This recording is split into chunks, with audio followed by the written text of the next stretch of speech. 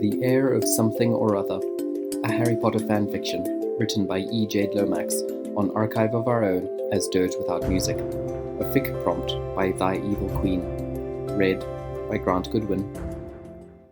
What would have happened if Harry never requested to be placed in Gryffindor, so the Sorting Hat placed him in Slytherin? Let's say Hagrid got Harry a sundae, and Harry, awestruck, lingered over it. They were late to Madame Malkin's, passing Draco on his way out. Let's say Harry got a little earlier to the station, and didn't meet the Weasleys there. A big, blonde Hufflepuff with broad shoulders and a bright future showed him how to get through the platform wall. Cedric Diggory was en route for being a prefect, and things like this were why.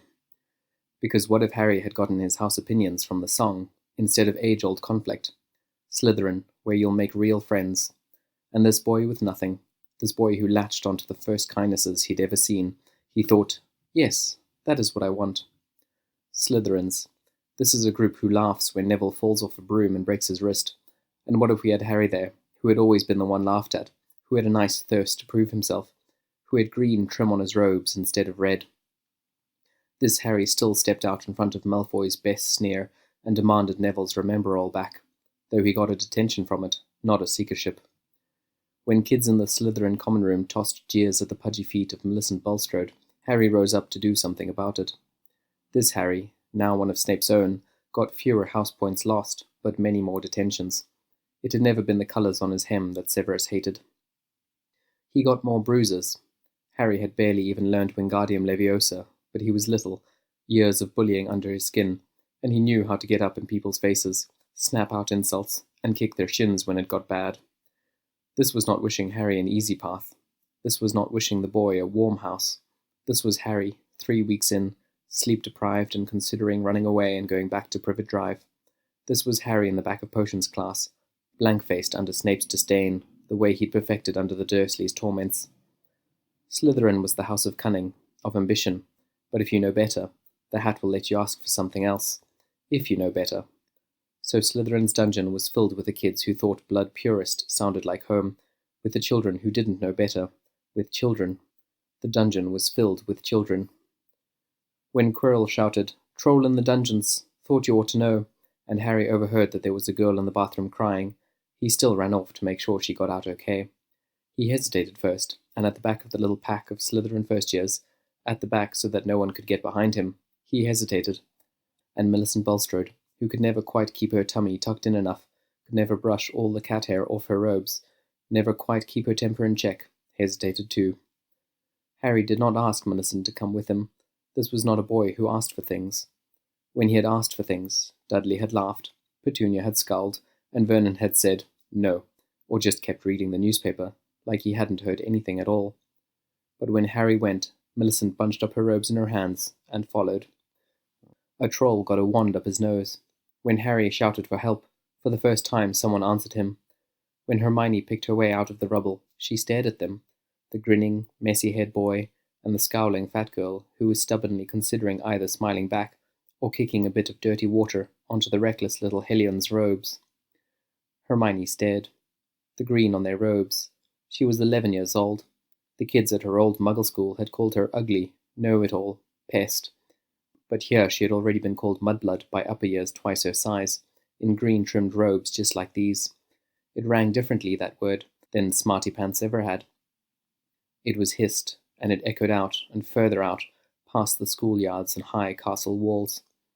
But Harry stumbled over a troll's ankles, and through hissing streams of water from broken pipes, to make sure she was okay, hands dirty, wand disgustingly snotted, his hair its normal silly mess. Millicent refused to wade any deeper through the gathering pools of cold water, but when Hermione opened her mouth to lie about hunting down the mountain troll, Millicent snorted and cut her off. McGonagall stared at the streaming pipes, Potter's snotty wand, a Slytherin girl stopping a Gryffindor from lying to protect her. She gave a small pinched sigh, a headache pounding in her ears that was as deep and throbbing as the one she'd gotten the first time she realized what trouble those Weasley twins were going to be. She didn't take or give any house points, just sent them off to their respective dormitories, and then went to make herself a hot cup of tea with lemon.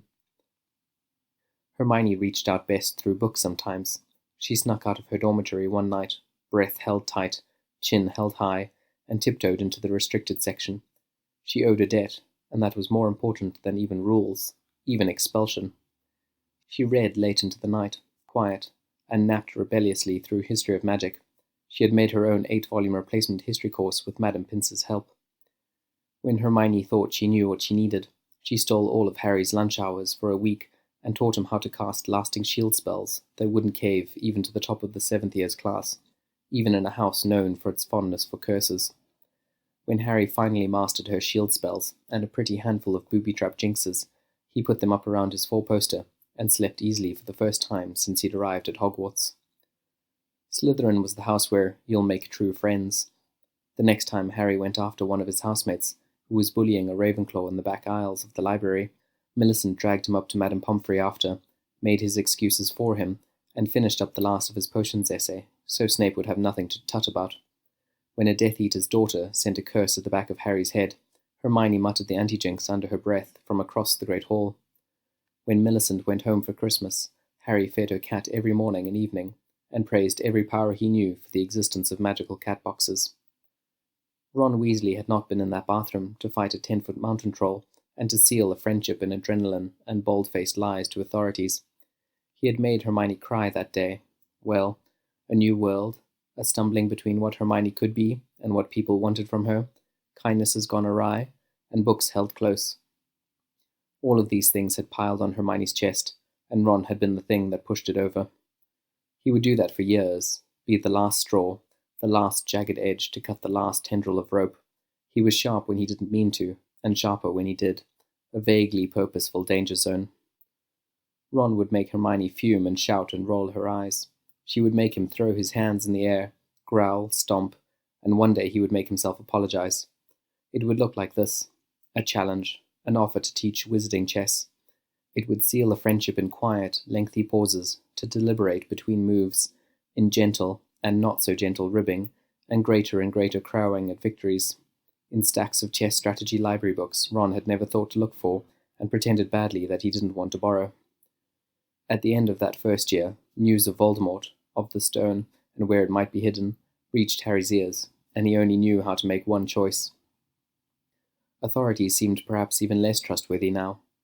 Harry slept every night under protection spells he had been taught by an 11-year-old girl, and had then woven himself. He did not expect any adult to come to his aid, not even at the end of the world. But Millicent glared when he suggested leaving her behind, and Hermione went stony and stubborn, chin quivering. It was Draco who heard Harry sneak out of the dorm, who tried to stop them, jeering. Millicent dropped him with a stunning hex, and they went to meet Hermione in the 3rd-floor corridor. In the Devil's Snare, Hermione panicked, and Millicent hurled down a curse of rot that turned the plant to fluttery ash. "My mother is a violent gardener," she said, brushing her robes off, while Hermione and Harry caught their breath. Harry, who watched the Quidditch games from the stands with a burning interest and begged extracurricular flying practice from Madam Hooch on late, empty afternoons, his homework undone in his backpack, took on the flying key room. Hermione handled the chess room, muttering advice from strategy manuals and long, tough games with Ron and his waving hands. They lost her there, her bishop sacrificed, Millicent's robe bundled up under her unconscious head, but Harry and Millicent managed to chew their way through the potions riddle. "I can smell our head of house on this," said Millicent, twisting her nose up. "Greasy git." When they realized there was only one mouthful of the right potion, and that only one of them could go on through, there was a quick and growling fight. Millicent ended up hovering, fuming, on the wrong side of the fire, while Harry slipped forward to meet Quirrell, to meet Voldemort for the second time, and to have his mother's love rise up around him like a vicious curse, and leave a dead man at his feet. Harry woke up to far less candies and sweets strewn on his bedside table. Slytherin won the House Cup, and half of Gryffindor House refused to speak to Hermione for the last few days of the school year. Ron rolled his eyes and complained about the final exams, and told Hermione to ignore the idiots, who had nothing but fluff and echoes between their ears. When Harry got back to 4 Privet Drive, he did not find his summer much more dungeonous than his dormitory back in Hogwarts, the baleful eyes that peered through his shield spells. The difference was that there was no Millicent to sit with in the common room, shoulder pressed to shoulder. Until Dobby came and everything went to hell, he liked to go over to Mrs. Figgs and help feed her cats, to try to feel less lonely. After that, though, his doors were locked, his meals pushed under the door. A flying car yanked the bars off his window, but this time it was Hermione sitting fretfully in the passenger seat, having written and badgered Ron until he agreed to help her. The twins had taken less convincing, having been gleefully eyeing their dad's car all summer. Ron eyed Harry dubiously, the scrawny kid on his back seat, this boy who shared a dorm with a Malfoy. Ron's best chess partner was clucking and worrying over him, and Ron couldn't help but think of long cons, pawns gambits, liars. When they got to the burrow, Harry found himself swallowed up in warmth and full plates. Molly had been ready to suspiciously eye any Slytherin who came through her door, that mother of that fiercely Gryffindor brood. But the figure that tumbled out of the back of her husband's car was rake-thin, his hair too long, his eyes wide. Molly swept him up in nothing but warmth. This boy looked ready to jump and flee from shadows, or perhaps even worse, so sure he wouldn't get away that he was ready to turn and fight. She refused to be one more shadow, and put some more bacon on to cook instead. Hermione wrote home to her parents, and she and Harry spent the rest of the summer in the burrow's sunny rambles. Percy sniffed at Harry, but the twins prodded and cajoled him. "So how'd you screw with the hat to get Slytherin?" "How did you get Gryffindor?" Harry said. He was with Hermione, not Ron, when the express platform wouldn't open. They went back, holding hands in the crowd, to find Mr. and Mrs. Weasley, who flued the school, and the school sent Professor Sprout out to apparate them to the front gates and walk them in. They came in right before the sorting ceremony, but slid in the back, split up, and went to their separate tables. That year, Colin Creevey came to Hogwarts with a muggle camera around his neck and wide eyes that swallowed things up even better than those lenses. Colin knew few things about this new world he had been given, but he knew this: Harry James Potter was a hero. So when he saw green on Harry's robes, before he went under the hat, he knew then that green and silver must be the colours of heroes too. The hat offered Colin Ravenclaw first, but this time instead of begging for Gryffindor, he begged for Slytherin. The wand chooses the wizard, but the wizard chooses the house. Colin was the first mudblood Slytherin had had in years. Most get warned, and Colin had been warned, but he had been told about Harry Potter too, so here he was. The first time Crabbe sneered and stepped toward Colin in the common room, Harry whipped his wand out, and Colin knew he had chosen the right house. Harry took Colin aside and taught him shield spells to set up around his four-poster in the first-year dorm. Colin kept boxes and boxes of developed photos under his bed, all neatly but inaccurately labelled. Even without hearing, in Colin's squeaky little voice, why this fragile kid was in this cruel house, Harry would have felt responsible. In every world, this boy felt responsible for the fates of people within his reach.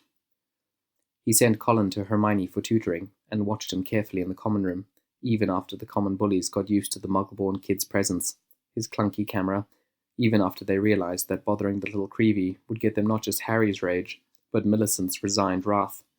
Colin needed a lot of watching. 2 years later, when Dennis Creevey, even smaller, even squeakier, ended up in Hufflepuff instead, Harry would heave a massive sigh of relief.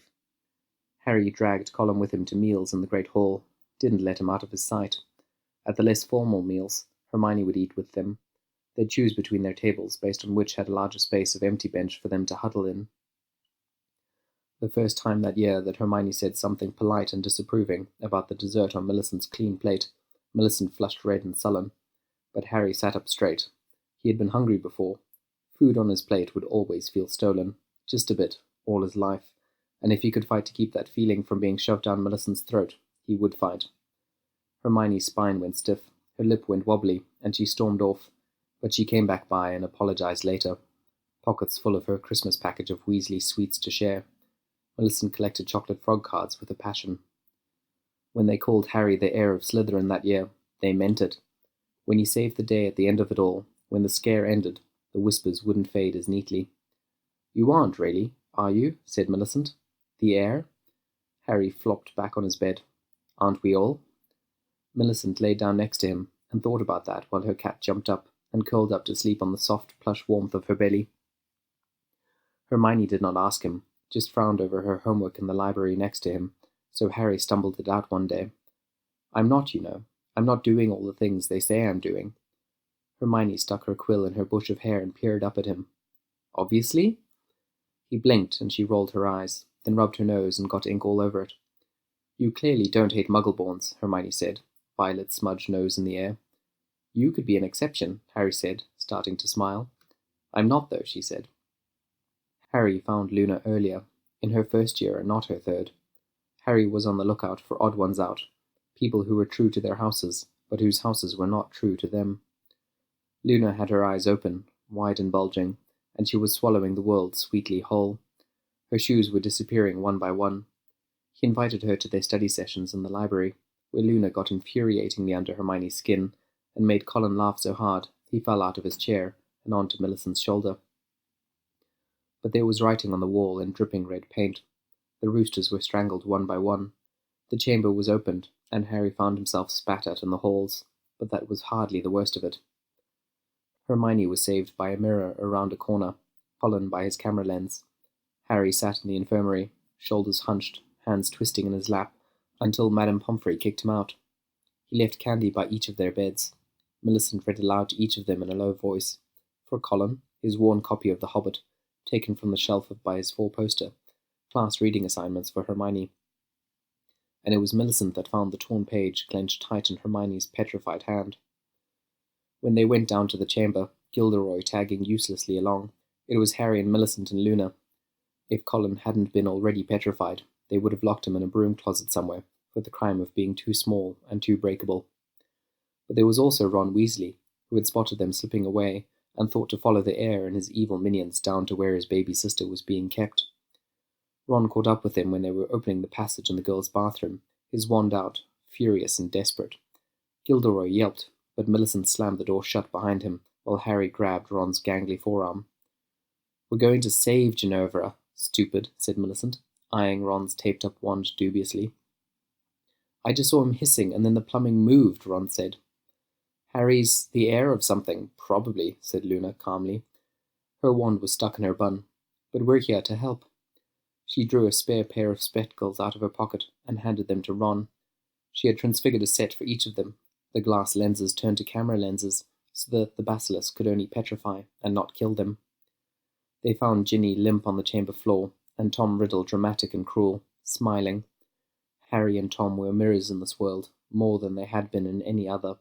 Orphan boys, lost and bitter, left and lonely, dark-haired, clever parseltongues with thirsts to prove themselves. But this had always been their difference, between Tom Riddle and the boy he had scarred. Harry cared. There had been a boy in an orphanage who had smiled to think of scaring other children mad. There had been a boy under the stairs who'd spoken to snakes in cages and wished them free. Here on the cold chamber floor, Tom stood, stealing life from a single broken girl. Harry had the shield spells Hermione had taught him, quick on his tongue. He had Millicent at one shoulder and Luna at the other, wands out, eyes bright. This was always Tom's downfall. He forgot that Slytherin was about more than ambition. Fawkes came shrieking down to blind the basilisk. It was Ron who tore Gryffindor's sword out of the hat, but Millicent who took the dropped blade and killed the snake. Fawkes cried the poison out of Harry, who had played noble sacrifice and distraction. Luna plucked the basilisk fang out of the dead snake's head and drove it home in the diary's bloated pages. Fawkes flew them up out of the chamber in 2 trips. Ron carried his baby sister, and when he landed back on solid ground, he reached out and shook Harry's hand. "You're an okay one," Ron said. "Sorry I thought you were evil." "It happens a surprising lot," said Harry, and shook back. That next summer went rockily too. Aunt Marge, the night bus, a stressed minister in Diagon Alley. The last few weeks were the easiest Harry had ever slept. No Dursleys, no dormmates, just doors that locked from the inside, and ice cream sundaes for lunch. When Harry got on the express, though, in a loud compartment stuffed with Luna, Colin, Millicent and Hermione, the Dementors came. Luna's breath whistled out in ice crystals. Harry went down, and then Colin did too before Lupin, who had slept through all their chatter, leapt to his feet with a quick Patronus. Lupin and Hermione hovered over Harry, while an awoken, chocolate-nibbling Colin found a new first year shivering in the hall. "I was just coming back from the bathroom," she wailed, and he ushered her inside the compartment to get some chocolate for herself. Millicent took one look at the shivering first year and plopped her cat down in the girl's lap, where the feline curled up and went to sleep. "Astoria Greengrass," said the first year, chocolate smeared and no longer shaking. Colin's face fell. "You look like Daphne," Millicent said. Draco mocked Harry for fainting on the train. He mocked him from down the Slytherin table. Pansy laughed, the sound meant to carry, to be wounding. In the common room, while Harry chewed over homework, Daphne snickered into her potions essay, At night in the dormitory, Crabbe and Goyle guffawed, an ugly chorus. But that was nothing new. Harry had had nightmares for years, and Draco had laughed at every one of them, he had noticed. All the same, Millicent slipped a panic attack potion into Draco's pumpkin juice and calmly ignored Harry's protests. Astoria Greengrass sat with them her first breakfast at Hogwarts, dropped her bony little 11-year-old butt down beside Harry, and beamed out at all of them. Millicent leaned across the table and said, "I feel like we should explain something. Her handwave took in Colin, so small still that even his silverware looked a bit oversized, and Harry, "are not the safest kids to sit with here. Your sister's, middling on the social ladder, and you have an in there. Why don't you go sit with Daphne?" "Can you pass the juice?" said Astoria. Colin stood on the bench to pass it to her. "You're the ones who picked me off the floor of the train, when you didn't have to. Sounds like a safe place to me." "Well," said Colin, still squeaky, puffing his chef out, "we do our best." "I tried," Millicent sighed, and pushed the toast across the table towards Astoria. That year, Colin studied with Astoria, their green and silver scarves wrapped round and round their heads, to muffle the shouting matches in the Slytherin common room that year about Buckbeak. "Did you see what that beast did to Draco?" Pansy shrieked. "Did you see how he baited it?" Harry hollered back. "Do you realize what he's trying to do to it?" Millicent finally yanked him away and dropped Harry on a couch. "You want to do something helpful? Go ask Hermione what to do." Astoria and Colin snuck candy back from Hogsmeade for Harry. Hermione and Millicent stared in equivalent eagle-eyed disapproval when the Weasley twins slipped Harry the map. He did not have the cloak, so he just wore an oversized hat and borrowed some of Luna's blue-hemmed robes to hide in. Dumbledore had not yet given Harry his father's legacy, the first and last Hallow. Albus had been concerned about such a thing in the hands of a boy who had chosen the house of power and ambition. The Weasley twins, the map in hand, were less concerned. They had just seen a boy, trapped, and given him a way out. Harry still flew in his every free moment, and a few moments when he should have been studying, but he didn't have the Quidditch team to worry about. Oliver Wood, who sometimes caught sight of the boy doing loops and dives alone, was both furious and grateful that his team did not have to compete against him. Harry was still determined, however, to not have his world go black every time a Dementor stepped near. He tracked down Lupin, who had saved them on the train, and asked for lessons. Lupin hesitated over the green of him, the hem on his robes, the colour in the scarf wrapped around his neck, the eyes he'd inherited from his mother. Green, the youth of him, this weedy boy with his scraped knees. Remus had been so young once, and a boy with hair just as messy had broken every rule he could get his hands on just to make his friends smile. "It's a difficult spell," said Lupin, but he started searching around for a boggart. In this world, too, Harry's greatest fear was terror itself. It was what everything else came back to. At the end of the year, it was Colin who found Scabbers cowering in a milk jug. He and Harry were over for tea, to console Hagrid. Millicent was up at the castle with Luna, consoling a furious Hermione to keep her from going and murdering Draco outright over Buckbeak. Colin had barely met Ron Weasley, but he had heard Hermione crow primly about chess victories, and listened to her snap and sniffle angrily about Ron's rat and her innocent cat. So when he saw Scabbers and his missing toe, Colin snatched him up and bundled him up in his loose robe. It was Colin who was snatched, and Colin whose leg was broken, dragged down a hole under the Whomping Willow by a great black beast. It was Harry, always Harry, who went running after. The story went much the same. Colin was pale on the bed, but tried his best to lever himself up and put his body between Harry and Black. He still only came up to Harry's collarbone. His glare was an earnest approximation of Millicent's best. Black rasped and Harry shouted, and in the end the truth came out. Scabbers twisting and transforming, Peter begging, and Harry telling Sirius and Remus that James would never have wanted them to become murderers. This was different. Sirius's hackles rising in horror when he first spotted the green trim on Harry's robe. The map had passed into Harry's hands again, and then out of them, so Lupin had come, then Snape. The moon rose, Peter ran, and the Dementors came. Hermione came to visit them in the infirmary, her time-turner tucked under her clothes. Dumbledore's advice, 3 turns I think, ringing in her ears. 2 innocent lives were saved that night. Sirius would always love the hints of James in Harry's messy hair, the same way that Snape would always hate them. But this too, Sirius would have to learn to love Harry, who did not wear his father's colours. That stubborn, brave man would have to learn to love his godson's drive and loyalty, and the sharp grin he'd polished up growing up in a place where people salivated over what he could be and hated what he was. "Have you ever read Lord of the Rings?" said Colin, when they were warm and dry, days later, taking the express back to the real world. Millicent was perplexed, but Hermione and Harry had both been raised Muggle. "I think it's like Gollum," said Colin. "Your mercies come back to you in the end." "That only happens in stories," said Hermione, and Colin shrugged. The Death Eaters came to the World Cup that next summer and stopped the celebrations in their tracks. Tents were burning, people shouting, but for long minutes all Harry could think was this: they were wearing his colours. There was a Muggle family strewn skyward. Tents burned. Neither of the Creevy brothers or Harry recognised the mark drawn in the sky, but Hermione had done her reading. Harry grabbed Colin and Hermione grabbed Dennis, and they ran and ran. When Harry got back to the Slytherin dungeons that year, he shuddered at the cold stone of it. Even in the worst, last heats of September, or the first hot days of June, the Slytherin common room was always cool. Harry thought about the hoods and masks at the cup, and he wondered if they had been cool under there, calm and collected, smirking, none of the horror of it touching them. Draco stepped into the common room, chin high, smirk wide, Crabbe and Goyle snickering shadows behind him. Harry might have punched the grin right off his face, leftover adrenaline still humming in him, but Millicent called his name. She was sitting curled up in one of the armchairs, toes pressing into the fabric. Her cat was flopping herself across her textbook pages, shedding and stretching, mewing pitifully for attention. Harry stepped toward her, leaving Malfoy to his smirks. There were things here worth the cold. The carpet was plush under his feet. Millicent was trying not to smile, pretending she wasn't pleased to see him.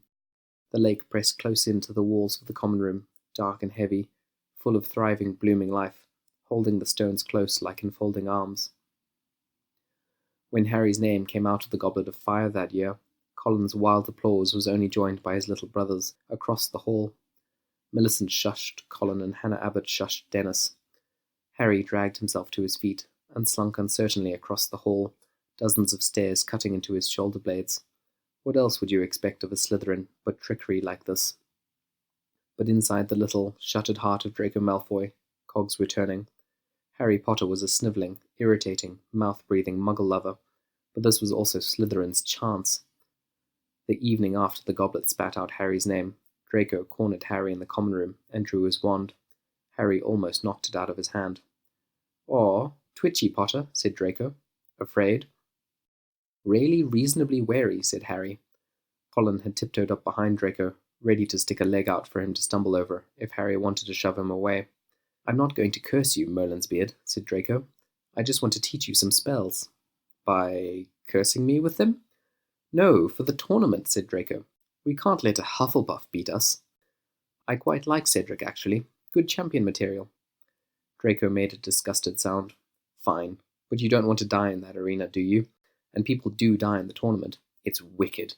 You don't want to die, and I want Slytherin to win this, so stop whining and say thank you, Potter." He didn't say thank you, but Draco taught him the hexes and shields and disguises he had learned in his father's study on long sunny afternoons. Harry kept waiting for a hex to hit him from behind, but one never did. When Draco snapped sometimes, he sounded like Lucius. When he snapped, Harry raised both eyebrows as far as they could go and waited for Draco to grumble, retreat, and get back to the lesson. Hermione shrilled and bickered at Ron, who was disgusted with the sneaky little Slytherin cheating the goblet, but it was Millicent who convinced him.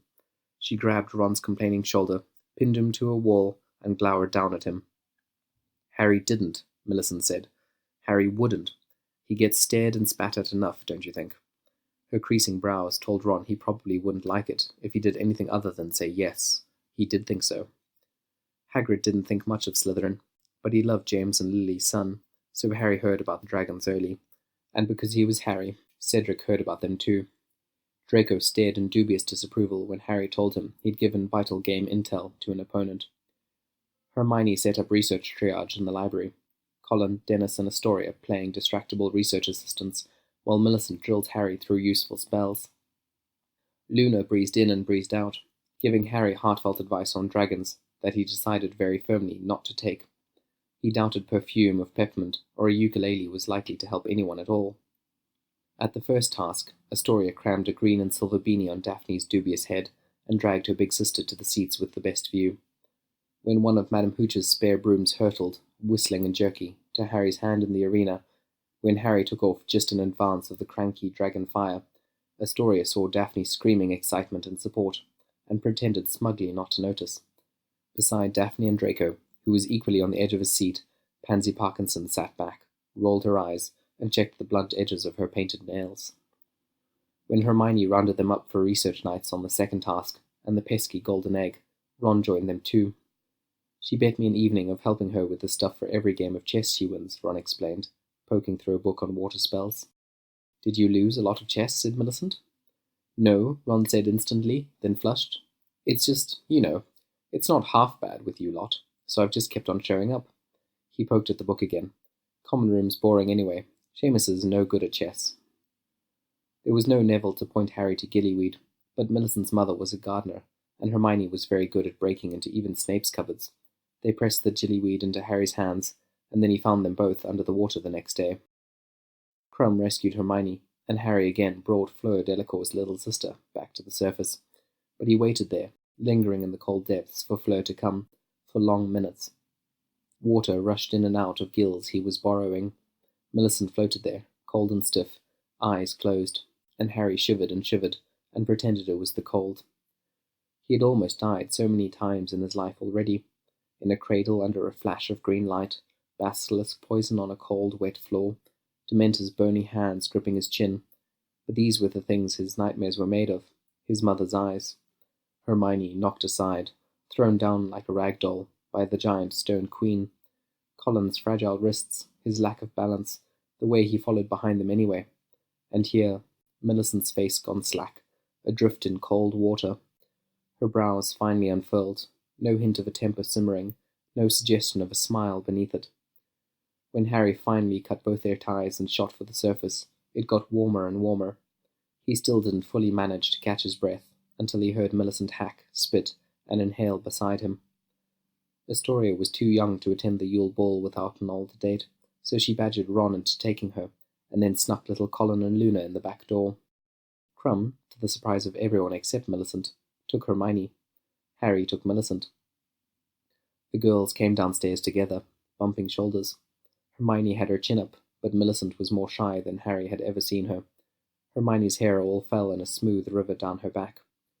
Millicent was splendid and elegant in a dark green, her hair curled, her cheeks dimpled, every angle on her rounded and soft. When she saw Harry grinning up at her, Millicent managed to hold a scowl for a good half-minute before she couldn't stop a smile. Harry couldn't do the lift portions of the dances quite as high as Crumb could with Hermione, but when Pansy tried to comment on it, Luna spilled her drink all down Pansy's front and smiled. Harry spun Millicent around the dance floor on tiptoe, and her skirts flared out, spun with her.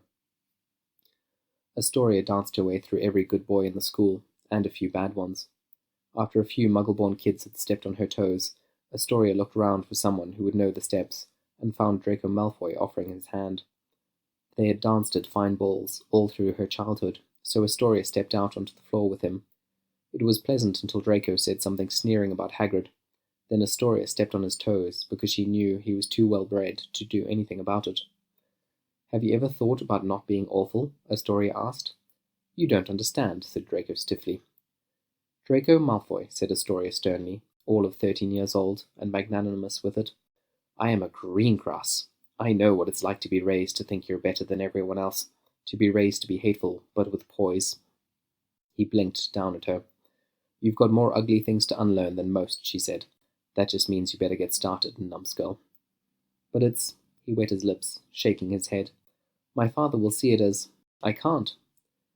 "Think about it as pulling the old folk into the light," she said. "They'll kick and scream a bit, but hey, that's the fun part." Astoria dropped his hands as the song ended, brushing off her robes, and said more gently, "Don't think about what they want, Draco. What he wants. Think. What do you want to be? Who do you want to be?" Across the dance floor, Millicent was dancing with Colin, lifting the kid so high in the air his feet went swinging wildly, endangering their neighbours. Astoria went to join them.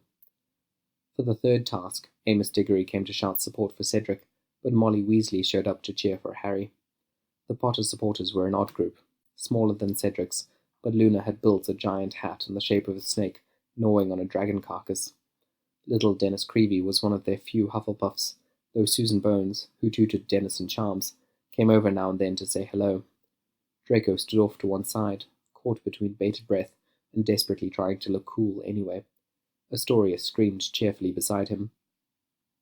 In the stands, Molly passed out sweaters and knitted blankets and tutted over Ginny. Ron caught Draco staring, so Draco quickly turned it into a superior smirk. "Yeah, so she's nice in public, but what's she like when no one's watching?" Draco sneered. "Pretty much just like that," said Ron. "Sometimes she yells, if we've stolen Dad's flying car for a joyride or something." He shrugged and Draco huddled in his jacket, unsettled. The maze wasn't much for spectators, but in the centre of it 2 Hogwarts boys found the victorious cup. In the spirit of fairness, they both grabbed the cup at the same time. Fairness was a tenet of one of their houses. Ambition was the tenet of the other. Consider this, though, the shapes ambition takes. There was more to this than a cup, a bag of galleons, a victory lap. The things Harry wanted most were about who he wanted to be. Harry would rather, every time, to win the friendship of a boy like Cedric Diggory than to win a glory and have his name carved in gold. But this was not fair. There was no victory here. They landed breathless in a graveyard, wands out, children playing a game. They were thrust into a war that had been simmering under the surface for years. When Pettigrew raised his wand, a green flash, a cold laugh, Harry thought about Colin on the Hogwarts Express, talking about how your mercies come back to you. In the graveyard, James Potter's old friend Peter killed Cedric in cold blood. Voldemort grabbed Harry's chin with bony fingers. Tom Riddle had been the last person to see Lily Potter's eyes alive, but he did not tell Harry he had his mother's eyes. He did not care about the parts of his victims that had managed to survive. He should have. In the graveyard there was a circle of hooded figures, rustling and cruel. One of them had Draco's father's voice, the way the boy snapped when he forgot himself. Harry had been waiting for Draco's endgame to hit, and this, here, Cedric cooling on the dry grass, cold slipping down Harry's spine, his arm bleeding onto the dead earth. This must be the end of it. But the remnants, all the parts of his victims Tom did not care about. They swarmed close, plotted, whispered, smiled. Harry carried Cedric's body back to the overgrown Quidditch pitch. Harry was small still, though far from Colin's size. Cedric was too big a burden. Whatever size, whatever age or strength Harry could have had, Cedric was too heavy a burden. Harry fell down to his knees beside him, amid that shocked, silent crowd, and he didn't remember ever rising to his feet. He didn't remember when the shouting started, though he knew it must have. No, just this. Millicent's hands on his shoulders, Hermione's voice ringing out, Colin slipping under one arm to help hold him up. At the funeral, Dumbledore talked about the choice between what was right and what was easy.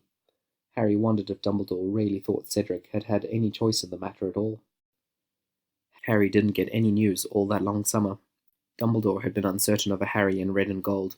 What about this one, who had been so competitive in the Triwizard Tournament, who had once set a snake on a boy in a dueling club? Harry got scuffles in the hallways on the regular. He had such obvious rage simmering under his skin. But a Dementor came to Privet Drive, so Harry was gathered up, summoned, and taken to the Order. Mad-Eye Moody made some sniffing noises about Harry's house, but bright-haired Tonks stepped in, smacking Moody in the shoulder in a way that made Harry homesick for Millicent. "Watch that," said Tonks. "My mom was in Slytherin." Hermione, Luna, and Colin were already at 13 Grimmauld Place, and all of them let Harry yell and stomp when he got there, their shoulders bowed. Tonks entertained them at mealtimes, turning her nose to 100 shapes. Ginny Weasley fell over, laughing, and Harry fiercely wanted Astoria to be with them, because Tonks was just her kind of humour. "Oh, you poor thing," Molly Weasley had said the first time she properly met Colin. He had still not hit any growth spurts. Like Hermione and Luna, he had been invited to the Order's headquarters, despite his house colours. Kingsley and Andromeda, after all, had been Slytherins back in their day, and they had turned out all right. And Colin's little brother was a Hufflepuff of all things. "What for?" Colin asked, chewing his way through a treacle. Hermione eyed him critically and pushed a napkin at him. "A little one of your sort. Put in Slytherin?" Molly shivered. "But Harry's in Slytherin too," said Colin, taking the napkin. "And Millicent, and Astoria. I'm in Slytherin," he said, and Molly closed her mouth thoughtfully. They cleaned house for days. Ginny disappeared with Luna to go exploring the worst back rooms. Harry winced every time Mrs. Black shouted from her portrait and missed Millicent, who would have given as good as she got, and made Colin cramp from laughing in the process. Instead, Harry just listened to Hermione made put-upon little noises and tried to make kindly conversation with Kreacher. Colin followed Sirius around, eyes wide and hero-worshipful, to Hermione and Molly's joint disapproval. The moment Harry stepped foot back on Hogwarts ground, Astoria slammed into him. "I kept hearing things from my parents about Dementors and expulsions," she said shrilly. Astoria had had her growth spurt over the summer, her limbs all gone gangly, and her nose pimply. "We were getting ready to storm the Ministry." Millicent stood a step back behind her, arms crossed. Millicent was too Slytherin to be invited to the Order of the Phoenix Powwows, and not pure enough to be invited to the quiet, opulent parties Lucius Malfoy and others had thrown that summer. Astoria had been, splendid in silver and topaz, and Daphne had had to stomp on her little sister's toes almost constantly in a silent plea for her to keep her mouth shut. Harry looked over Astoria's newly tall-shouldered Millicent. "Somehow that doesn't surprise me at all," Harry said, and Millicent smiled, and stepped forward, and smacked his shoulder. "That's for making us worry," Millicent said, and then went to go to say hello to Hermione. Dumbledore's army, again, was Hermione Granger's idea. She dragged a protesting Harry down to the Hog's Head. The turnout was a trifle smaller than it would have been for a Harry without green on his robes, even if you counted the Slytherins who came in on his heels. Astoria went cheerfully over to sit with Luna and Ginny, while Millicent made glaringly sure to stand between Colin and the Gryffindors. "Of course he knows curses," Ernie Macmillan muttered as Hermione began her pitch. "Heir of Slytherin," someone else whispered, because that still hadn't died. Millicent flushed red, but Harry leaned forward, grinning, and didn't deny a thing. "Aren't you glad I'm on your side, then?" "Who says you are?" Zachariah Smith said. "I do," said Hermione. Ron nodded. Luna smiled. Millicent crossed her arms and glared. Susan Bones, who'd once seen a furious 12-year-old Harry go after a Slytherin twice his size for bothering her, said, "He's all right, Zach." The Hufflepuffs were unsure about Harry, but Dennis Creevey bounced so easily on Harry's coattails. The Gryffindors were unsure about Harry. He cheered for the wrong team in Quidditch, and Granger and Weasley were a sort of a weird pair anyway. The Ravenclaws were unsure about Harry. They were unsure about Luna, too. But Cho had seen Harry give Cedric clues and answers during the tournament, when he didn't have to, so she stepped forward and signed her name to Hermione's list. The DA met in the room of requirement, once they'd found it. Harry still slept at night with spells and protections up around his four-poster, in the room he shared with Crabbe, Goyle, Malfoy and Zabini. After a year of spell training in the common room, Draco and Harry were now not on speaking terms. Harry still had Lucius's cold syllables ringing in his ears, the weight of Cedric's body heavy in his hands. Harry could not imagine an innocent Draco here. A few months into school, Draco joined the Inquisitorial Squad, sullen and righteously shunned, and that didn't help either. Whenever Susan Bones and the DA said, "My Auntie Amelia says," Harry thought of Draco and his father. But Amelia Bones had taught her niece about justice, about paying attention and moving deliberately through the world, about judicial hijinks and what it meant to stand in the spirit of the law. Susan used a lot of big words. Hermione understood most of them. DA in this world stood for Defense Association. Harry wrote, "I must not tell lies" on the back of his hand, over and over, and smiled at Umbridge when he was done. Someone said in front of Astoria that Umbridge looked like a grown-up Millicent, and Astoria got 3 weeks' detention for punching them in the jaw. "I don't like pink anyway," said Millicent, who had dragged Astoria out of the brawl with Harry. Neville Longbottom was the first of the DA to come sit with Harry's crew at breakfast. He'd grown too over the summer, though he still settled down hesitantly, brow furrowed. Harry looked at him, past the furrowed brow, to how Neville set down his orange juice firmly and ignored any stares from other tables. He looked at Neville and wondered how they'd never snatched him up before. This brave young man from a brave house, who no one yet believed belonged there. Hannah Abbott and Ernie Macmillan were Hufflepuff prefects that year. They sat at the Hufflepuff table and kept careful eyes on the first years, but they would wander over with their buttered toasts and look over Neville's shoulder and the top of Colin's tousled head. The breakfast meetings were meant for plans of resistance against Umbridge, for the construction of inside jokes, for sitting with people you knew would have your back. Anthony Goldstein came over from the Ravenclaw table. Cho and Marietta never sat with them, but Luna breezed in and out, leaning on Astoria's shoulder and stealing Ginny's fried potatoes one by one. Harry had bad dreams all year. Green flashes of light, old muggles eavesdropping on lethal things. He dreamed he attacked Arthur Weasley, who had squinted once at Harry's house colours for 5 minutes, and then shrugged and moved on. While Arthur was in the hospital, Harry tiptoed around Ron, who had taken to joining them in their study sessions in the library, until Ron cornered him by the history section and said, "It wasn't you. Come on, Potter, give me some credit for having brains. I figured out that you aren't evil by now." When Harry had the dream about Sirius, trapped in the Department of Mysteries, he believed it. He did not go to any teachers, because this was not a boy who had the luxury of trusting people to come save him. Dumbledore hadn't talked to him in months. Harry called on the people he could trust to back him up. Luna got the Thestrals. The rest of their study group got their wands. Hermione had taught them all shield spells well above their school level. Millicent had taught them her mother's gardening hexes in the Room of Requirement. They had a whispered fight with Colin. They had already sent Dennis back to Hufflepuff, where Susan Bones quite handily sat on him to keep him out of trouble. Colin hissed protest on the cool grass beside the Thestrals. "I'm a year older than Astoria." "She can't come either," Harry said. "Try to stop me," said Astoria. "You've been fighting my fights since I was 11 years old," said Colin. "It's my turn to help out too." "And," he said, grinning, a sharp thing Harry recognized from the mirror, "if I have learned something about throwing myself into things too big for me, it's because I've been watching you." "That was almost a compliment," said Millicent, as Luna helped Colin onto a Thestral he couldn't see, and Harry just felt guilty. He would carry every injury they got in that fight. Colin's twisted ankle, the same leg that Sirius had broken in Harry's 3rd year, Hermione's broken nose, Luna's broken fingers. He had led them into a trap, and they had followed. Harry only thought about the first half of that, the led, and not the followed. It would take Millicent shoving him down on the couch the next year, and putting her cat in his lap to trap him there, before he understood. The choice to follow, to trust, was just as much of a choice as to lead. "You don't get to carry that for us," said Millicent, voice thick with offence. "Those are ours to carry." But Sirius wasn't around to carry his death on his own shoulders, so Harry carried it for him. Millicent tried to argue that out of him too, but Harry clung stubbornly and dreamed of flashes of green light, of his godfather falling back through the veil. Harry wondered if his father would have been as able to love a son in green and silver as Sirius had been to learn to love his godson. After the business in the Department of Mysteries, Lucius Malfoy and all the other captured Death Eaters were sent to Azkaban. Draco walked around like a ghost himself that next year, that 6th year, like he'd been taking lessons from the Bloody Baron, scowling and hissing insults in the hallways. Harry improved the shield spells around his 4-poster. Harry improved the silencing spells too, which he had put up after his 4th year. Dudley had taunted him for the whole summer between his 4th and 5th years, and Harry had been very uninterested in listening to Draco Malfoy sneer, because Harry said Cedric's name in his sleep. Now he had more names to say, and to carry. Astoria and Harry were invited to Slug Club that year. The rest of theirs were not.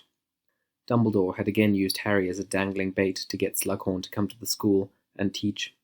Harry enjoyed potions more than he had any other year of school, though he didn't improve very dramatically. It was Neville instead who suddenly skyrocketed to the top of the class, but so did every student around him. Neville passed out advice and stammering critique of the potion instructions like they didn't cost him anything. Hermione scowled, the foundations of her world feeling unsteady, until Millicent elbowed her out of it and told her to just take notes on his brewing techniques. Hermione spent a lot of time in the library with Millicent and her cat that year. Millicent moved the cat from lap to lap. Harry's on the sad days, Colin's when he was freaking out about the owls coming for him at the end of the year, and Hermione's when Ron was being a particular butthead. "She calls him One-One, and he lets her," Hermione said, impotent with fury, and Millicent hummed sympathetically and kept working on her charms homework. On long afternoons, as summer drew closer, they would go out and lie on the lawn by the lake. Colin was trying to do a photo series on the giant squid, and Harry and Millicent took turns making sure he didn't fall into the lake. "Do you ever wish you hadn't gotten Slytherin?" Luna asked once. Astoria rolled over to look at her. Millicent was with them, but she was passed out on the cool grass, snoring slightly. "You're brave, Astoria," said Luna without looking over at her. Astoria kept on looking at Luna, her wide cheekbones and her eyes chasing the clouds across the sky. "I am brave," Astoria said. "I am honest to the point of injury. I am loyal. I work hard, and I don't cut corners. I am clever, smart, and curious, and I have read just as many books as you, Luna." "More," said Luna calmly. "I know." But this is what I wanted, said Astoria. Resourcefulness, drive, and... But if you know, Luna, why are you asking? I'm making a point, she said. To who? Me, said Luna. Oh, look, that one looks like a sea serpent. Astoria turned to look up at the cloud. It didn't look like a sea serpent, unless the sea serpent had eaten a few pirate ships lately and was having some nasty indigestion. Dumbledore hesitated long and quietly over telling Harry about the Horcruxes. Harry looked so much like Tom, down to the house colours, down to the way he looked too old for his age. Dumbledore quite liked young Miss Granger, but whenever he looked at the scowling young Miss Bulstrode, his first instinct was to think Bellatrix. All the same, a prophecy was a prophecy, and maybe this was what it came to. Maybe Harry needed to stand this close to Voldemort's shadow to find a way to defeat him. He has his mother's eyes, Albus reminded himself, and called Harry into his office. He told Harry not to pass tales to the other students, but here was a place Harry and Tom Riddle were truly, deeply similar. Harry had absolutely no problem with lying to Albus Dumbledore. No, sir, he said. Of course not. Dumbledore took him to the rocky island where Voldemort had hidden the locket, and where Regulus Black had found it. The gaunt ring had already sent death to linger in Dumbledore's veins, so Albus drank down the locket's curses, and Harry got to watch. He thought of Dudley stuffing himself on birthday cake. He thought of Hermione and Colin lying cold, petrified, in the infirmary, and Madame Pomfrey dribbling fluids into them. When they got back to Hogwarts, the boy who lived and the dead man who was not yet dead, the Death Eaters were already there. Draco was already wringing his hands, like he'd been wringing them all year, and Harry would curse himself for ages for not seeing that earlier. Draco couldn't do it, and Harry couldn't draw breath to sneer at him or to applaud him for that. Dumbledore begged, and Snape answered him. Harry would have chased down Snape, screaming about cowards, but when he hit the ground floor, he found Millicent. She grabbed his shoulder and dragged him with her. They had more important work to do than to go shouting after a man who knew exactly what he was. Astoria and Luna fetched the Ravenclaws from their tower and the library. Colin and Dennis fetched the Hufflepuffs. Hermione and Ron got the Gryffindors. Harry and Millicent stood back to back, wands out, and did their best to survive a fight not meant for children. But they were barely children anymore. Even Colin had finally started to grow. After the fight, they found Draco coming, limping but uninjured, down from the astronomy tower. Millicent slammed him into the wall, looked him up and down contemptuously, and then dropped him, and walked on with a shell-shocked Harry in tow.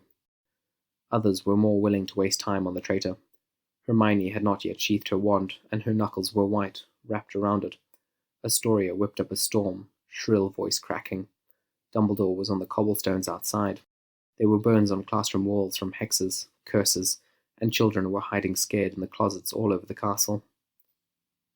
He had my mother, Greengrass, Draco hissed. What was I supposed to do? Astoria shrieked a long litany of things Draco could have done, but Ron stood beside her, quiet, his brow furrowing as fiercely as Millicent's. Fine, said Ron. We get them out then. What? Draco and Astoria both whipped to stare at him.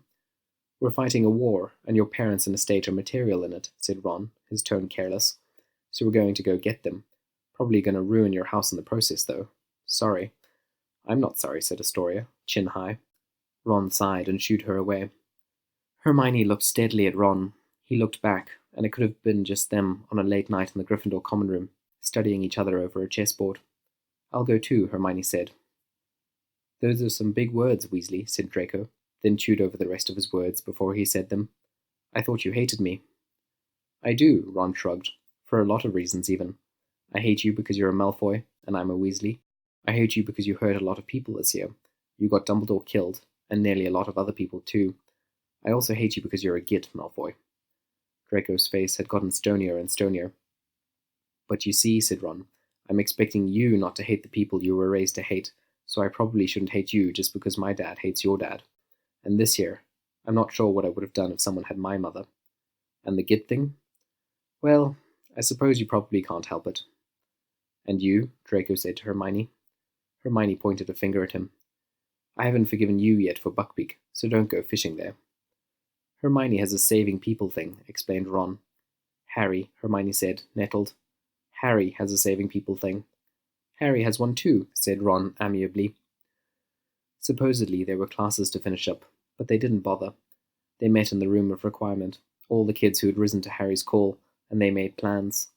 Colin, Hermione, and Harry would all be unsafe at a Hogwarts under Voldemort's control. Ron likely would be in danger too. Astoria had the right bloodlines, but couldn't hold her tongue.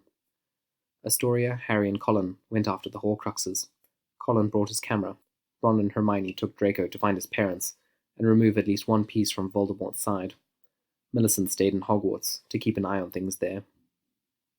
Colin tried to send Dennis home to their Muggle parents, but Dennis refused. He teamed up with Ginny Weasley, who was having similar scowling conversations with her older siblings, and offered to work for Lee Jordan's clandestine radio station. Ginny snatched up Luna too. Neville would run the Hogwarts resistance alone, or not so alone. Susan Bones would string up jerry-rigged charms to guard all their hideouts. Hannah Abbott would know every child's name, every soldier's, every enemy's, and what they were afraid of. Anthony Goldstein would run the raids down to the kitchens and manage their resources, food and bedding, but cursed objects and hidden rooms too. Millicent Bulstrode would set up a vast spy network, using the paintings and the suits of armour. Harry kept Regulus's note from inside the fake locket. He folded it up and taped it to the back of the little book of pictures Hagrid had given him of his parents. This was Sirius's little brother. These were the last words of an angry, certain, determined man, one who knew he was going to die. This was one of the first things that had ever made Harry feel proud of his house. Millicent packed her things to go back to Hogwarts. Astoria had screaming matches with her parents when she told them she was leaving. There were so many reasons for Harry to be proud of his house. They went after the locket first. Astoria walked right in the front door of the ministry, smiling sweetly at old family friends, because it was summer and she had not yet been reported as delinquent for not reporting to Hogwarts. Colin stayed up late, after they'd warded their camps, practicing stunning hex after Jinx in the dark. Harry wrapped his scarf around and around his head, like Colin had used to during arguments in the common room, and learned to sleep through it. Alecto and Amicus Crow took over the halls of Hogwarts. Severus Snape moved quietly into the headmaster's office, and every time she saw him, Millicent had to bite her tongue so as not to spit at him. Millicent pet her cat in the common room, did the bare minimum on her classwork, and fed the hidden members of the DA news, scavenged supplies, and which kids needed protecting. Daphne Greengrass thought about her little sister, and what she would do if she was here. Daphne chewed over that for weeks. Her parents sent her no news of Astoria, but sometimes a DA kid would bump her elbow in the library and whisper something about having been told by someone that Astoria had been spotted in London. Still breathing, still safe, still fighting the good fight, was the unspoken subtext. Students started disappearing from the halls. A sparse few were taken, but most had just faded away to whatever bit of castle was hiding Neville Longbottom, Anthony Goldstein, and Susan Bones. They were missing from the Great Hall, but their presence was still clear from the traps they set for the new teachers, and the way they'd appear during the more brutal detentions, and break them up, ferret kids away. Daphne pulled Pansy into her fall poster and threw up a silencing charm one afternoon, after Hannah Abbott had disappeared from their dark arts class. She'd charged out, exchanging hexes and shrieked insults with Amicus Carrow. From his scowl that rest of the day, she had gotten away safe. "We have to help," said Daphne, and Pansy stared at her like she'd gone mad. "Come on," Daphne said. "You keep saying you're bored, Pansy. At least this will be something interesting." Pansy sniffed. "Don't tell me you're scared," Daphne said, and Pansy finally dropped her textbook and turned furiously to her. "Of course I am," she hissed. Daphne sat back and Pansy followed. "Have you seen them? Do you know what people like this do to people like Creevy and Potter? Creevy's a squeaky kind of cute, fine, and Potter's not as irritating as he could be, but I don't want to die for them, Daph." "I don't want to die at all," said Daphne, "but I can't just sit here." "Why not?" said Pansy, slumping back. "Just something small, Parkinson. Just keep your eyes open, okay? I'm not asking you to die for anyone." Pansy sniffed and went back to her book. The next time a Death Eater's sharp eye started to turn to one of the first years, Pansy knocked over a stack of textbooks, sending the whole mess crashing to the floor. "Oops," she said, and the first year disappeared back into the crowd. Daphne bumped friendly shoulders with her later on, and Pansy hissed, "What? I didn't do anything." "Of course you didn't," Daphne agreed with her friend, and laid a cheek on her shoulder. "Thank you." Miles and miles away, Ron, Hermione, and Draco staked out Malfoy Manor, looking for weak spots and patterns. "Are you sure they're captives?" Ron whispered, watching Lucius and Narcissa eat scones with tea at a wide window, looking over a mossy garden. Draco swallowed, pale and beaky. "Yeah," he said. "No, look at her teacup. She's terrified. Look at her upper lip. Her shoulders. They looked at Draco's face instead, the worry and the chewed-on lip, and it was him they believed. In the moments of peace or tense waiting, Ron and Hermione taught Draco not to lose so badly at chess. They watched for angles and they made a plan, these two chess masters. They left Malfoy Manor a little burnt behind them when they left, but it was with Ollivander, Dean Thomas, and Malfoy's parents all in tow, and no one on their tail.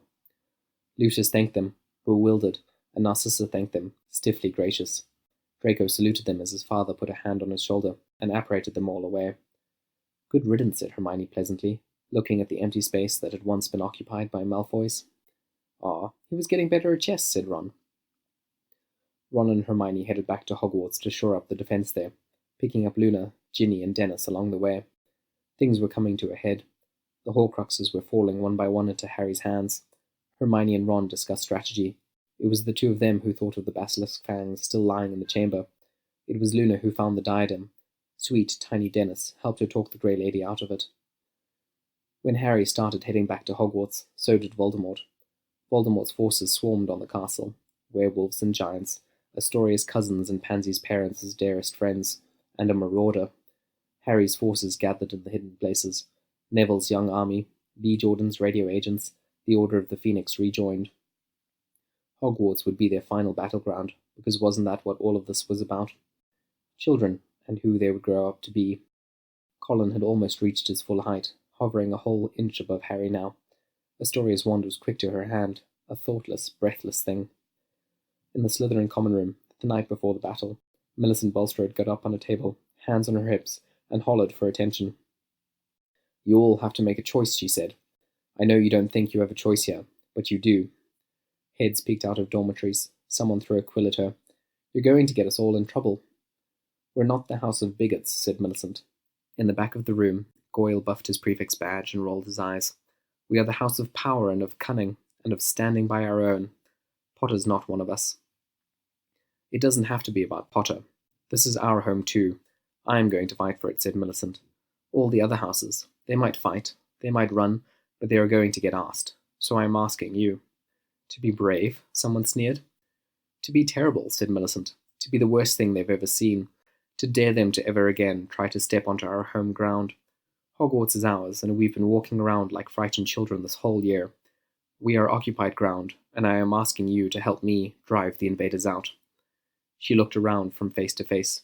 You don't get sorted Slytherin because you are powerful, said Millicent. You get put here because you want to be powerful. Who do you want to be?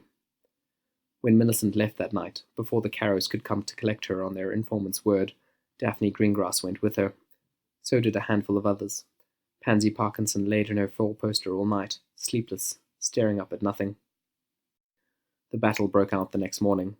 In the Great Hall, the Carrows demanded that the student body give up Harry Potter and his minions. No sound came from Slytherin House. Pansy balled up her fists, pressed them to her mouth, closed her eyes, and squeezed them shut. They had demanded Harry Potter, and she did not offer him up. She did not step forward to refuse either. Gryffindors were telling Amicus they'd have to take them first. Hufflepuffs were forming a wall. Ravenclaws were reaching for wands. Pansy pressed her hands over her mouth. Little things, small steps. She slipped out the back of the crowd. There were Death Eaters in the halls. Some of them had been teachers that whole year. Some of them had changed Pansy's diapers. There were children popping out of the woodwork, who Pansy had not seen for months. They had been living in the walls and hidden corners, and now they were stepping out to die in the open. Pansy ran. She was 17 years old, and if someone had shouted after her coward, she would have agreed, unashamed, trembling, proud. But she whirled around a corner near the library, looking for some place to wait out the war, and ran into Daphne Greengrass. This cannot be outrun. Life cannot be waited out. It scars the earth. If you think you can run, it's because this hasn't touched you yet. Wait. Listen for it. It will come. Daphne had her wand out. She was fighting someone Pansy didn't know, though Daphne's opponent had shoes so nice they could have been her father's, polished leather and shining metal. His wand work hacked into Daphne's defences. Some Hufflepuff kid whose name Pansy had never bothered learning was huddled behind her, injured. Pansy drew her wand and met the war. Across the castle, Daphne's little sister Astoria was checking Luna for injury. Colin Creevey was arguing Dennis towards the makeshift infirmary in the Great Hall, like Harry and Millicent had once argued with Harry about him going with them to the Department of Mysteries. Harry moved through a crowd of students and teachers, flinching when they stepped too close, trying to smile. He was best able to shake the DA's hands, clap their shoulders, ask after them, but Harry had lived too long in the unfriendly air of his dormitory. He had lived too long in Hogwarts, where people looked at the green on his robes and thought they knew him. But Luna bumped one of his elbows. Hermione flitted past, arguing strategy with Ron, Neville, and Susan. Millicent stepped into the hall, already bruised, already bleeding from a cut on the arm, and walked straight to Harry without bothering to see who got in her way. "Stop gulping," she said. "Get your wand out, Potter, and don't stick it up anyone's nose, please." The Great Hall was their home base, their last defence, but every hallway in the school saw some hint of violence. Fred Weasley died in a corridor with his brother Percy. There would be a plaque years later, which would squirt blue ink at people who touched it, or give up playful shocks, depending on its mood. But for now it just held Percy, whipping his wand at the man who killed his little brother. Hermione led the charge out of the East Hall. Ron led the one from the South, and Neville coordinated from the hall. Astoria found Daphne and Pansy in the halls, all three wands drawn. Dennis Creevey snuck into the back of Hermione's army, so he was there in the main courtyard to see a curse hit Colin square in the back. Dennis made a sound, but no one heard him. He was alone in the middle of it all, lights and colours cracking through the air, spells spat and hacked back and forth. There was a small boy standing there, looking at his big brother fail to get up off the ground. Harry and Millicent were in the same courtyard, fighting, but they didn't see Colin die.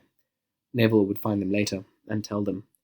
Millicent would grab Harry's shoulder, the way she had been doing for years, to tease him, to drag him places, to make him sit down for once. But this time it would be so that she would have something to hold on to. When the fighting paused for breath, they took their wounded back to the hall, the ones they could find. They took their dead. Harry saw Mrs. Weasley standing over Fred, and didn't go over to her. His hands were shaking, and he didn't know what possible comfort he could give. The hall was a mess of activity and odd pockets of silence. Harry and Millicent stood in one, her fingers digging into his shoulder, his knobbly knees poking into hers. There was no one standing, weeping over Tonks and Lupin. Harry could have fixed that, but if he started crying, he wasn't sure he'd be able to stop. Better to keep floating here, breathing, functional, and not to think about how much he'd been looking forward to introducing Astoria to Tonks. The fight went on. Harry found out about Snape, about the Horcrux living in his bones. He did not go to hug Astoria, who was leaning on Daphne's shoulder. He did not go find Luna, or Ginny, or Hermione, whose eyebrows deep in plans. He did not go find Millicent, who would have seen right through him. He could not go find Colin. He slipped out the back of the hall.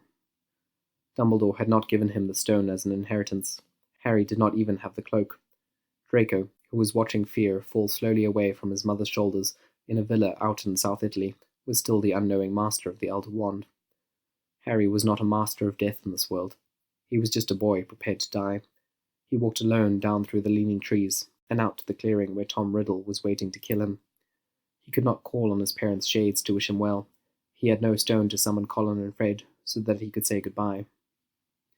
But he said goodbye there, anyway, under the darkening leaves. He said thank you.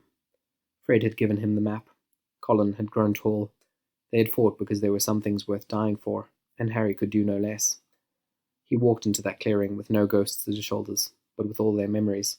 Lupin's pockets full of chocolate, Tonks making Ginny wheeze with laughter. He remembered Fred's fireworks spiralling through Umbridge's fetid school, Colin sneaking into Harry's dormitory on Christmas morning and bouncing around his four-poster until he woke up. That was why he was here. Harry failed twice to die under Voldemort's Avada Kedavra. The first time it had been the fault of his mother's love. The second time it was his own. Lily had died for him, and here he was willing to die for all of them. A flash of green light, a cold laugh, an empty train station, and Harry woke face down in the forest mulch. There was no Narcissa here, however, to lie for him for Draco's sake. Ron and Hermione had set her free from her own home, but Peter Pettigrew had also never died in that manner, repaying a mercy. Peter was standing, shoulders hunched, at the Dark Lord's heel. Voldemort sent him to check the dark lump on the ground that was Harry, and Peter went. His master's enemy was on the ground there, huddled, pretending not to be breathing. James's son. The boy had Lily's eyes, though they were screwed tight, and Peter owed him a debt. Yes, Peter called back. He's dead.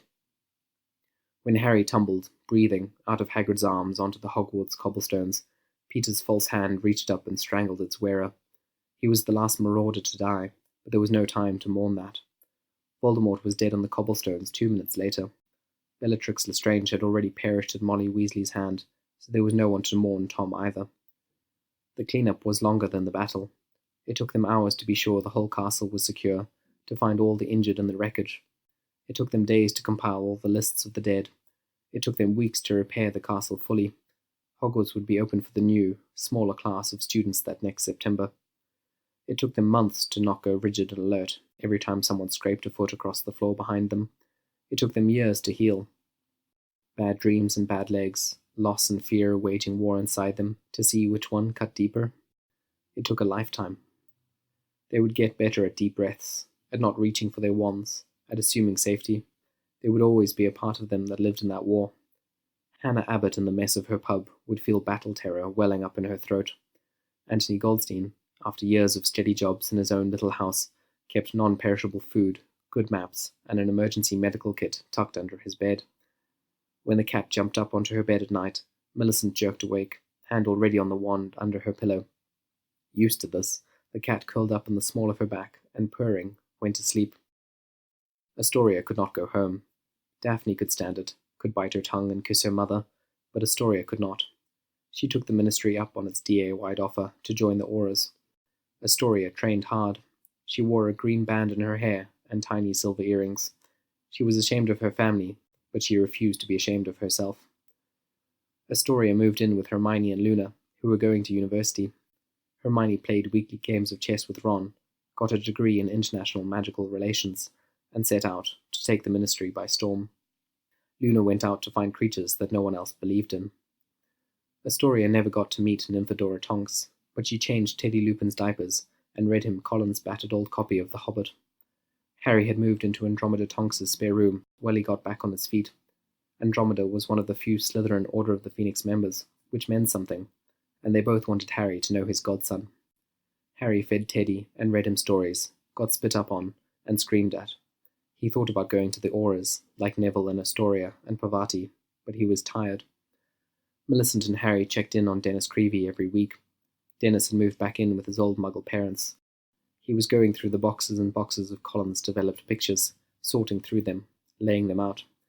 "I'm going to make a book," he told them, in his parents' little kitchen one day, "about Hogwarts, about what happened.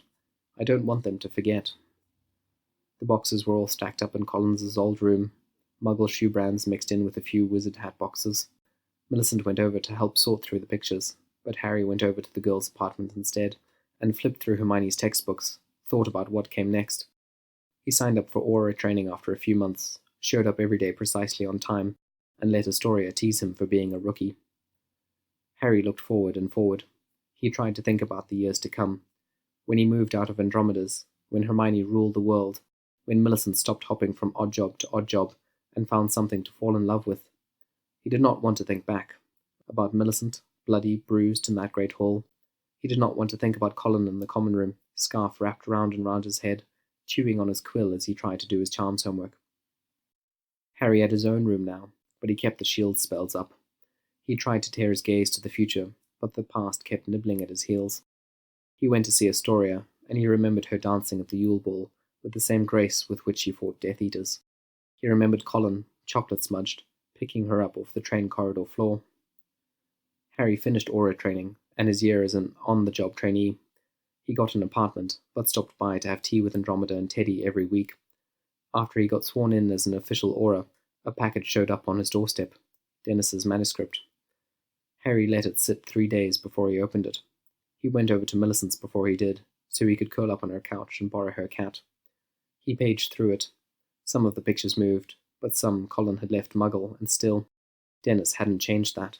Colin had been so excited once about taking pictures that moved. Harry paged through them, shots of the Great Hall, right before the fight, of the long, fearful days they'd spent hunting Horcruxes, of red-painted warnings on Hogwarts walls, of the Dementors lurking outside the gates.